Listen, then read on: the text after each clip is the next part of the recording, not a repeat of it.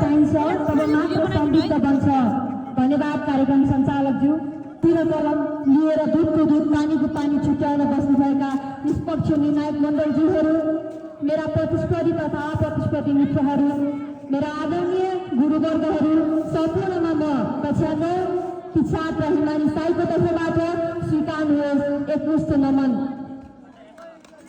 आजको यस लैङ्गिक हिंसा विरुद्धको 16 दिने अभियानमा आफ्ना केही भनाइहरू राख्न पाउँदा आफूले आफूलाई गर्वशाली ठानेको छु। अब म जिल्ला नगरी लैङ्गिक हिंसा भनेको के हो र यसको बारेमा हजुरहरूमा भन्न गइरहेको छु। सर्वप्रथम त हामी सबैमा प्रश्न उठ्छ कि लैङ्गिक हिंसा भनेको के हो।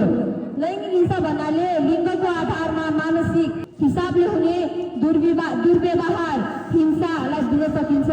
यो महिला, बालबालिका र तेस्रो लिङ्गीमा हुन्छ।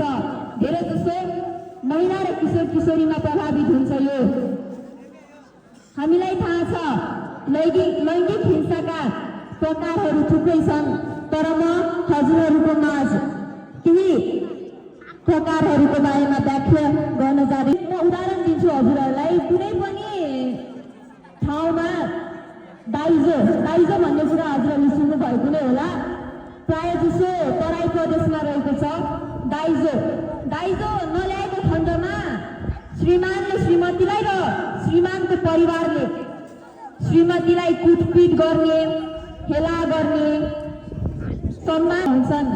दोस्रोमा त रहेको छ यौन हिंसा। यौन हिंसा भन्ने बित्तिकै सम्पूर्ण हामी किशोर किशोरीहरू, महिलाहरू सबैलाई थाहा नै छ होला। हामीहरूलाई बसमा जाँदाखेरि, गाडीमा जाँदाखेरि सुरक्षित महसुस भइरहेको हुँदैन। कार्यालयका कर्मचारीहरूले, ठुला कर्मचारीहरूले महिलाहरूलाई कार्य गराउनु साथो यौनको प्रस्ताव दिइरहेका हुन्छन्। के यही हो महिलाको सम्मान? मलाई त लाग्दैन यो महिलाको सम्मान हो भनेर।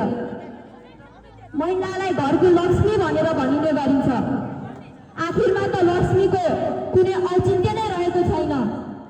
महिलाको काख विश्वविद्यालय भन्दा कुनै कम हुँदैन। हरेक बालबालिकालाई आफ्नो आमाबाट नै संस्कारहरू प्राप्त गर्नुपर्ने हुन्छ। तर हाम्रो नेपालमा महिलालाई शिक्षित बनाउनु भन्दा पनि अपहेलना, पीडा दिने गर्ने गरिन्छ। अब अर्को रहेको छ आर्थिक हिंसा। महिलालाई आर्थिक